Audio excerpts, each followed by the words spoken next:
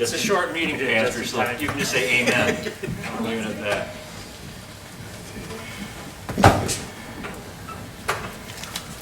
that. Good evening, everyone, and welcome to the January 22nd, 2016 City of Muskegon Commission meeting. Before we begin proceedings, I'd like to invite up Pastor Marcy Miller from Samuel Lutheran Church to lead us in prayer, and that'll be followed by the Pledge of Allegiance. Pastor? Let us pray. Gracious God, we give thanks for the group gathered here to do the work of this city. We ask that you would bless them with wisdom and with your guidance. We pray for those who are traveling in the weather this evening, that they might be kept safe. And we pray for our brothers and sisters in Flint in their crisis, Lord, and we ask that you would open our hearts to do what we can to help them. Amen. Amen. I pledge allegiance to the flag of the United States of America and to the republic for which it stands, one nation, under God, indivisible, with liberty and justice for all. Thank you, Pastor. Can we have the roll call, please? Mayor Gowron. Here. Vice Mayor Hood is excused. Commissioner Warren. Yes. Commissioner German. Here. Commissioner Rinsma-Simiga. Here. Commissioner Turnquist. Here. Commissioner Johnson. Here. May we have the consent agenda, please? Approval of minutes. City Clerk, summary request. To approve the minutes of the January 11, 2016 work session meeting and the January 12, 2016 regular City Commission meeting.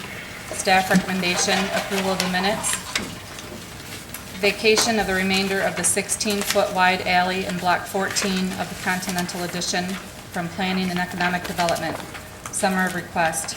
Lauren Industries at 1960 Robert Street is requesting to vacate the remainder of the 16-foot wide alley in Block 14 of Continental Edition, north of Keating and south of vacated NIMS, east of Vulcan, which is vacated, and west of Robert Street.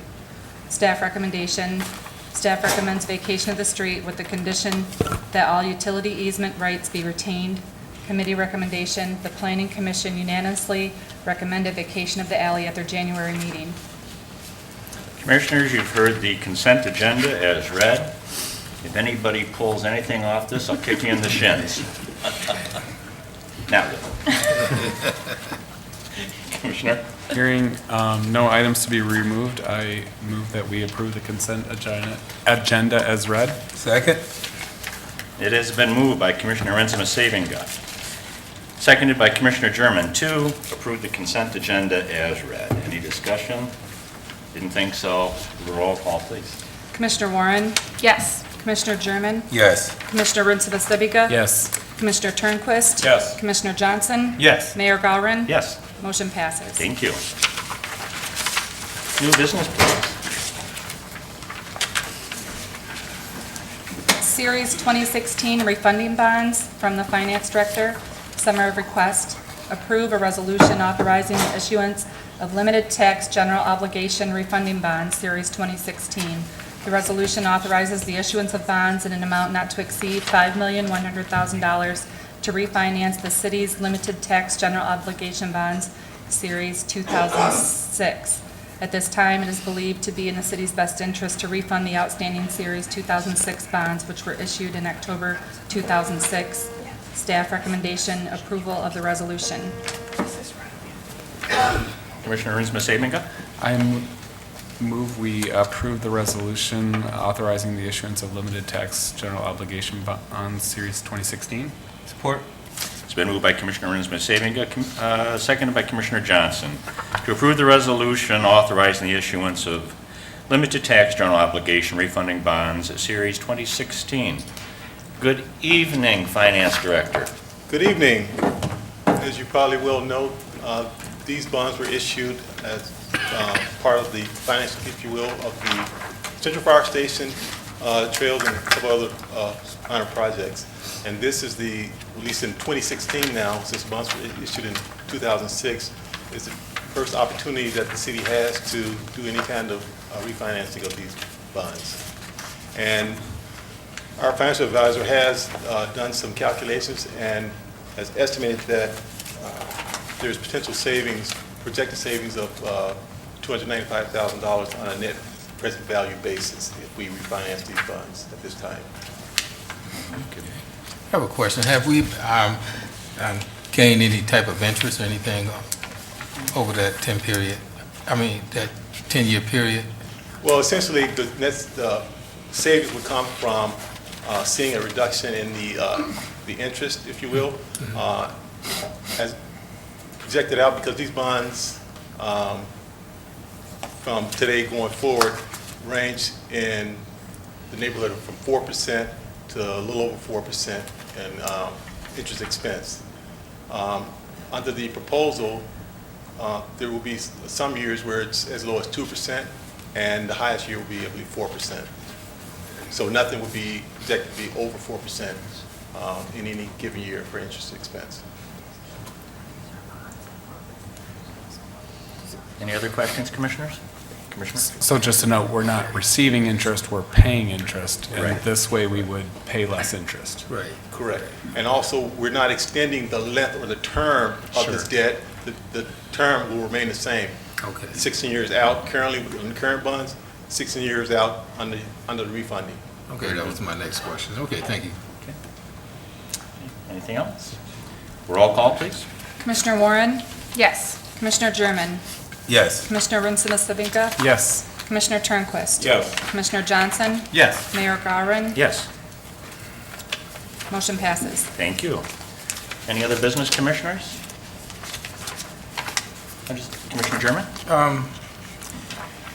I was just listening to the pastor's prayer, and as you know, the crisis that's going on in Flint, Michigan, it's been all over the news, and the tragedy that's going on and the loss of life. And, you know, I was just wondering if there's anything that we as a city commission could do to just kind of help out and support, you know, that crisis over there, even if it's just sending, you know, filters and water. Do we have anything in our budget that would allow us to do that, to just kind of help out that city in its direst need? I don't know necessarily that we have something in our budget, but I do know that we have some folks that work here that have offered to take the lead on collecting bottled water and things like that. And I think they're still kind of organizing what that's going to look like. But there are people throughout town here Right. that are also doing that too. So if people do want to give, we'll have a space here where people can give bottles of water too, and then there are places all around town where they can do it as well. And that includes commissioners, Right. for Okay. sure. Okay, that's good. Thanks. Very good. I'd like to thank everybody for a very productive and, very fun day at our goal-setting session. I'm sure that it will sow some seeds, and we'll have wonderful growth out of that. And again, it was nice to spend that type of, we'll call it quality time, with you all outside of the sometimes sterile regimen of meetings. So thank you very much for all your hard work and your sharing today. Really appreciate it. And staff as well, thank you for your hard work in getting things pulled together, and we had a great time with Lou, so.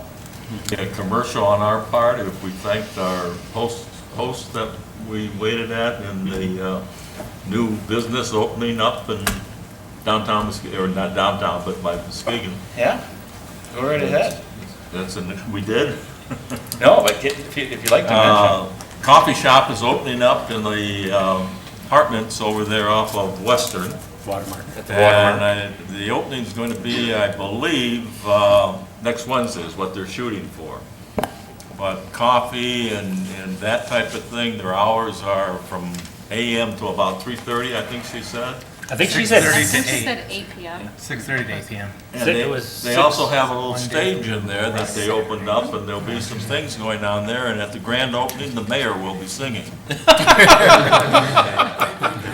I can't wait. That's me. Yeah, it's the coffee factory opening in the Watermark building, the old Shaw Walker Looks to be a class operation. Great coffee. I was all jittery, couldn't take a nap this afternoon. So, but it'll be nice. And Commissioner Johnson's neighborhood and mine, we can walk down and go get some Java together in the evening. So it's all good. It's all good. Anything else, Commissioners? If not, we open up to public participation at this time. Any member of the public is welcome to come forward to address the commission. You're given 3 minutes to address any issue, concern, or input. All we do is ask for your name and your address. So, any takers? Counselor?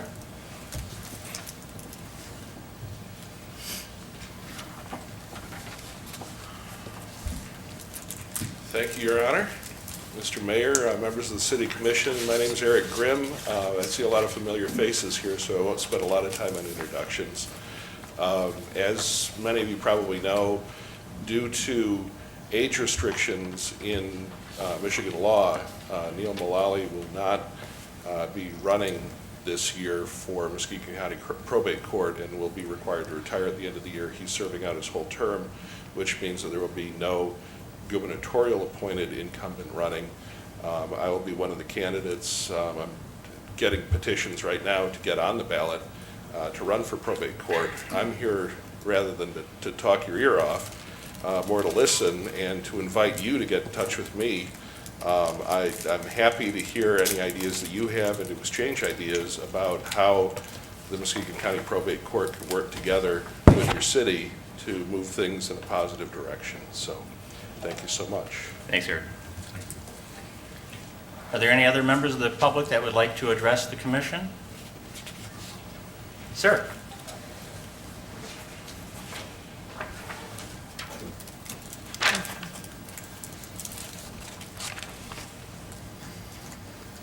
Thank you, Mayor, City Councilmen and women. My name is Jason Albertson. I live at 144 Catherine Avenue. As we look towards setting our goals for 2016, I would recommend for consideration the use of the EPA's smart growth strategies. Smart growth covers a range of development and conservation strategies that help protect our health and natural environment, our community, and make our communities more attractive, economically stronger, and more socially diverse. Communities of all sizes across the country are using creative strategies to develop in ways that preserve natural lands and critical. Excuse me, I had a filling done this morning, and I'm a little. Not at all. And I'm still. I feel your pain. Protect lands in critical environmental areas, protect water and air quality, and reuse already developed land.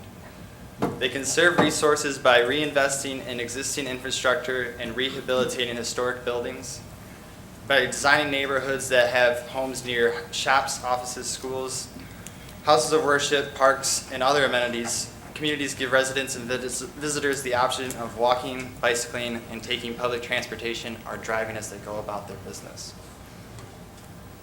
A range of different housing types make it possible for seniors and citizens to stay in their neighborhoods as they age, young people to afford their first home, and families of all stages in between to find a safe, attractive home they can afford. Through smart growth approaches, they enhance neighborhoods and involve residents in development discussions. These communities are creating vibrant places to live, work, and play. The high quality of life makes these communities economically competitive, creates business opportunities, and strengthens the local tax base. Based on the experience of communities around the nation that have used smart growth approaches to create and maintain great neighborhoods, the Smart Growth Network has developed a set of 10 basic principles to guide smart growth strategies. We have mixed land uses, take advantage of compact building design, create a range of housing opportunities and choices, create walkable neighborhoods, foster distinctive, attractive communities with a strong sense of place, preserve open space, farmland, natural beauty, and critical environmental areas, strengthen and direct development towards existing communities, provide a variety of transportation choices, make development decisions predictable, fair, and cost-effective, and finally, encourage community and stakeholder collaboration in development decisions. Thank you. Thank you.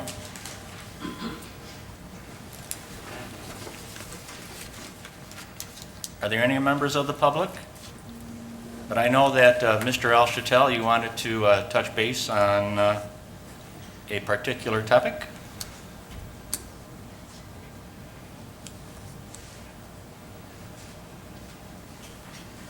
I'll give you 3.5 minutes. I'll be done in half a minute. How's that? Thank you. Special treatment. Good evening to all. Just wanted to share with you some information that I just received, and I just got off the phone with Consumer about the LED lights, the street lights that Consumer owns. They have shared with me some numbers that it would cost. Right now, we're paying roughly on the existing fixtures that we have, we're paying around $580,000. Conversion to LEDs, the various types of fixtures that we have based on wattages would yield an annual estimated energy cost of $220,000. The actual cost to convert those 2,800 some lights would be roughly about $2,736 for a payback estimated to be at around less than 8 years, if you will. The catch here, the thing that we have to be careful with or make decision based on is that they would require, if we tell them to go ahead, they would have to go into an engineering study and put the engineering together, but they will require a 10 to 15% down payment, which amounts to almost $270,000. So I think at some point this body would have to decide if that's something that we want to take on or not. As of right now, I am giving them the go-ahead to continue with the preliminary engineering to firm up those numbers, but I don't see them changing much, to be honest with you. Okay.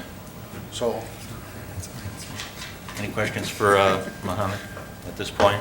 We would be required to pay $270,000 if we were to start this program. as a deposit. As a At the deposit. conclusion, we would have, we're committed to $2.5 million. How quickly, that doesn't do the whole city, but how quickly does the payback would begin? Well, it could be proportionate, if you will, because obviously none of us can expect the 2,800 lights to be done all in 1 month. But I would expect it to be proportionate to how many fixtures they update or upgrade as we go, so the bill would be prorated at that time. One other question. You had informed us a few weeks ago, we did get a grant to do the LED lighting in the downtown area somewhere? The whole area, or what? They took it back, by the way. They took it back? No, I'm just kidding. You made my heart skip a beat there. I'm so excited about that grant. No, we have that grant, but we have not received the formal, the last notification I seen from the Michigan Energy was, hold off, we're waiting on the signed copy before we give consumer the go-ahead, at which time I will come before you, asking for your authorization to allow consumer to proceed purchasing and hiring the work. But that's for street lights, those are the street lights on Western Avenue from Terrace to 3rd, the street lights on Shoreline, on Terrace Point from Shoreline in to the roundabout, and on Shoreline Drive from basically 1st Street to Western Avenue by Wet Buick. Those are the city-owned street lights. Does that cover the whole job, or we also participate with some funding to do that? We would have, the funding was 50% of the cost to purchase the material, not for labor.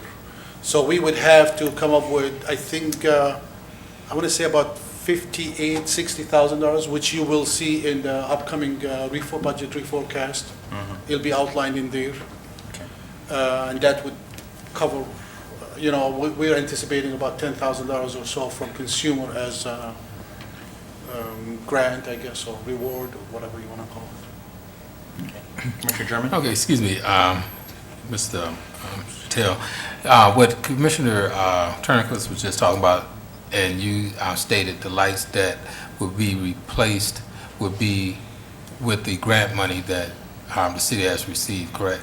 Correct. Now, the 270,000 deposit for the actual complete job, That's for another that's for a citywide program. that's for a citywide, okay, Right. and that's just replacing existing lights, not adding any additional lights. That's Am I correct. correct? Yes. Okay, all right. Okay. Anything else for Mr. Elchatel? Commissioner Johnson? Thank you, Mr. Chatel, for that update. As you know, I'm certainly interested. Scare him again, scare him again. I was just gonna say, I thought you were having heart issues right now, but You did for a second. I was like, man, don't tell me that. So I'm happy we still have the grant money for Yes. our LED upgrades of our city-owned lights downtown.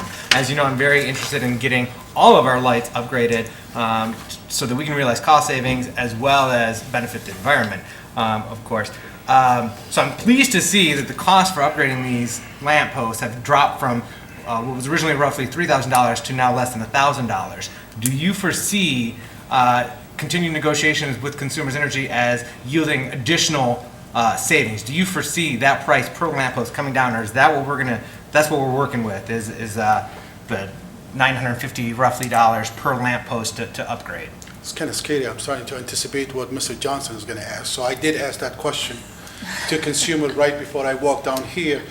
And the question, if I was to share the details with you, I mean, there's multiple power supply charges, there's ceiling factors, and there's fixtures charged per lamp. And the fixtures charged per lamp is like $6 for LEDs, that's the new one. And my question was, if we wait, is that rate gonna drop down a little bit? And the answer was no, it's probably not gonna drop because we just got done with the rate study. They just got Done with the rate study, so I don't see it changing. I mean, obviously, in a year or two, who knows what could happen. Do you know if these lamps would be the programmable LED kind? They will all, I mean, it's in their best interest to have the photo eye. Okay. If that's what you're asking about, that they would go off during the daylight, am I missing? That's part of it, make sure they're off during the day, but also the possibility of using them in emergency services if we want to direct people on a certain road, we follow the blinking lights, changing colors and hues for different festivities or daytimes. This is a programmable LEDs that's available. I imagine it's not defaulted into this, there would be Not additional this one. cost, but I just wanted to confirm. That is, your assumption is correct. They're not. Okay. Now, when you mentioned the 10% deposit, that is, when would that be required? Because you mentioned the engineering study is going to be going forward, so we don't need to pay that 10% deposit now, just continue that engineering assessment. But if we want to initiate the actual upgrade, we're going to have to commit to upgrading all of our streetlights and pay the 10% down? Or can we do a portion of our streetlights at a time? What I had been told before, and I cannot attest to the accuracy of it at this time, it would have to be done in certain blocks. So you can't pick and choose, like we're gonna do 10 on Muskegon Avenue, 10 on Pine Street, and 10 on Irwin or whatever. It has to be, because we have to remember how consumers feed those lights, if you will. They're fed from multiple sources, if you will. I don't see how, let me share with you one other fact here. We have 100 watts, we have 150 watts, we have 175 watts, we have 250 watts, we have 400 watts. Obviously, the payback, the highest, the payback is best at the 400 watts because that's where you realize your savings. Do we want to go into pick and choose? I'm not so sure that would be my recommendation, but I think I suppose we can. Ask them we want to do the northeast part of the city and southwest or whatever. So the engineering assessment that's being done by Consumers Energy? Correct. Okay. So they're just looking at upgrading each of the lights. They're not looking at where lights may be excessive or where lights may be missing or anything like that. They're just looking at purely engineering of upgrading.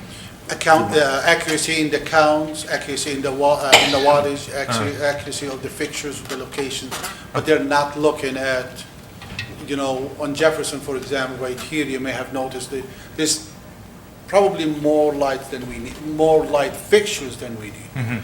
I think those, and we have taken a run at Pine Street a few years back where we eliminated a bunch of lights because it's almost like I want to say probably every 100 feet staggered lights on both sides. You don't need that much. Speaking of light removal, what's the roughly cost to remove a lamppost entirely? Depends if, in consumer, I think they've charged us in the neighborhood of $1,800. Wow, okay. So we're looking at twice the cost of removal versus upgrading. The reason why I'm wondering is because, like you astutely pointed out, some areas we do have excessive lighting. I inquired a month or so back about the lighting on going towards the causeway and how we had lampposts but were inactive because some constituents were concerned about that and were inquiring. And it was explained that those had been deactivated a while back and they just need to be removed. But I also, subsequently to that conversation, I noticed one night Ottawa is fully lit up.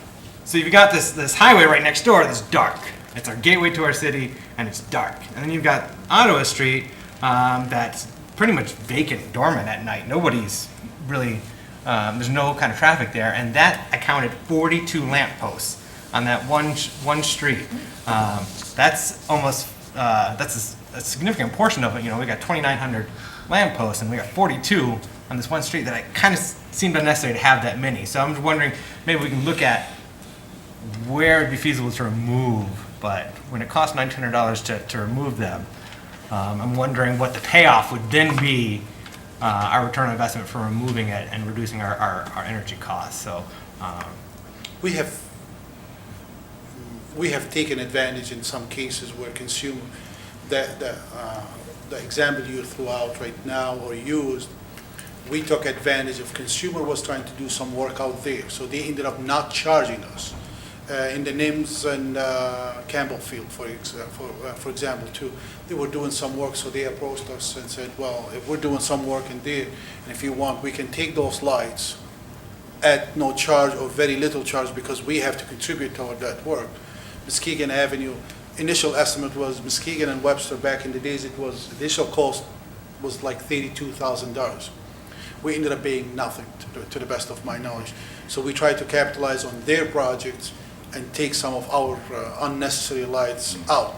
But what if you do me a favor and keep in mind, we kind of backed away from street lights removal because of the issues that we were dealing with in here and the subjects that we were entertaining. So we backed away because you don't want to say we're going to take some lights out while you're moving on this other path, if you know what I mean. Mm-hmm, mm-hmm. Yeah, as I recall, reading one of the articles, part of that was businesses kind of surprised by the removal. A few of them said that there was no consultation, they weren't, conferred with about it, and they were kind of surprised. They're like, well, if I'd known, we would have paid for it, or we would have worked with the city. So I'm just do the businesses, and we can talk. I don't want to monopolize this meeting, so we can talk about this after the meeting or another time. But I'm just wondering about Ottawa specifically, given the excessive lighting there. The businesses are asking for it. That's why we still have 42 lamps there. Yet we only have 4 lamps on the highway next door to it. Or if there is potential for movement on that to save us more money long term by right sizing our street lighting throughout our city. If you look at the current budget, you will see, I think it's, correct me if I'm wrong, Derek, I think we have $15,000 or $20,000 in each, the local street fund and the major street fund.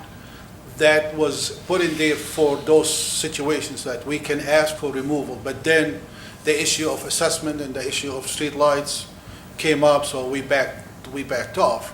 And it's a good thing we backed off because now we have a grant, that is paying us $45,000, and we need to come up with $60,000, and we have to come up with the money somehow, and I think that would be a good source to allocate those funds. The $30,000 in there that we have to allocate it there without impacting other projects that might be taking place or will be taking place.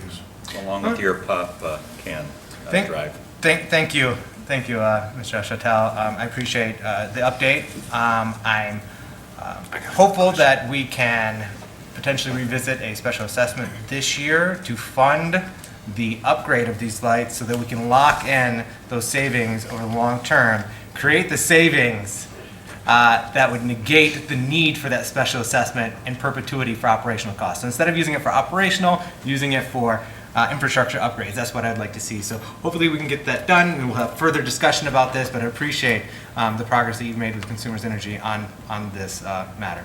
I've taken my glasses off so I can hear well, and I heard that correctly, so. Yeah. Commissioner Muskegon. Quick question about the projected cost savings. How could those change? Can consumers change the rates that it charges us, since we would be using significantly less energy for our streetlights? I've heard other Consumer can change it. Other communities have raised the concern that they switch to LED, but then the utility will change the price for electricity, and the 10-year cost savings projections change. And it's nice to say we are projecting it's going to be an 8-year payback, but if 5 years into it they raise the rate, double the rates, then it's not an 8-year payback. It's foreseeably longer. How does consumers treat that? Consumer can change the rate, but they cannot change it by themselves. They have to go before the Public Service Commission. And we have, as you may recall, we have contributed and participated in the argument against raising those rates, not because of the LED as much as because of the power usage, especially at the filtration plant. So we had an interest in it. And the last one, I think we were successful, if I remember, John. We paid like $700-800 as part of the group, I think Grand Rapids, Wyoming, and all of that. And we fought, and we were successful, the group was, in arguing against a rate increase by consumer. Can I sit right or stand right here and tell you that's guaranteed? Absolutely not. But we're with a larger pool. It's not just MML. They're not setting a rate for Muskegon, and they figure it's difficult. We won't be able to beat them. That's correct. We participate with the Risk Authority. If it's a larger group that they need to get through the Public Service Commission, it would seem much more difficult to raise that rate. Yes, sir. One other question. Richard German. When you talk about savings, have city even considered like solar powered street lighting? Have we haven't considered those solar because the street lights they don't belong to us. They belong to consumer. The 2,800 some fixtures belong to consumer. They don't belong to us. And when we looked at the ones that we have downtown, for example, the Western Avenue, I think solar would cost a lot of money. I'm not prepared to share with you any numbers right now, because I really never focused on it that much, because the infrastructure that it would require, from batteries to the panels themselves. Right. I don't think we're equipped to handle it this time, but I could be wrong. Well, yeah, because I've been hearing the buzzword savings, and in the long run, I think solar would actually be the way to go, because we're probably going to run into this cost of savings replacing. Then technology changes so much. As soon as you put something out there, then here's something else. So just a thought. Richard Johnson. Just to jump off what the concern that Commissioner Ritzma got raised, which is a valid concern, the possibility of the utility company jacking up the rates after we've made this change, and thus turning our return on investment upside down. We saw it happen with Ypsilanti, an attempt to do that in Ypsilanti. Ypsilanti went forward with a special assessment, upgraded all the streetlights. We're expecting a return on investment within a few years on it, and then DTE, who's their electricity utility provider, raised the rates on the LED technology and lowered the rates on the older obsolete technology, ironically. Fortunately, the Michigan Public Service Committee ruled in December, no, not allowed.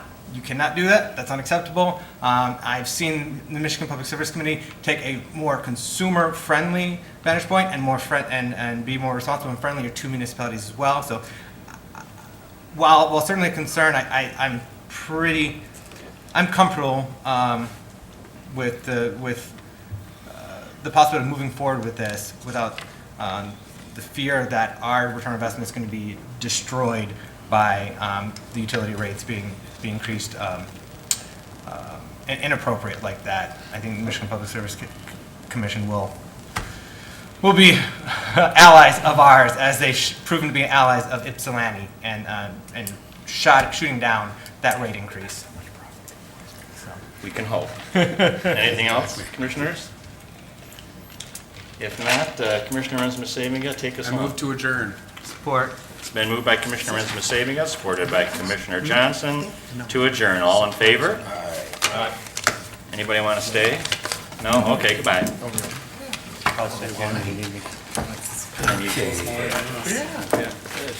Oh, great. I got to tease him. Last name was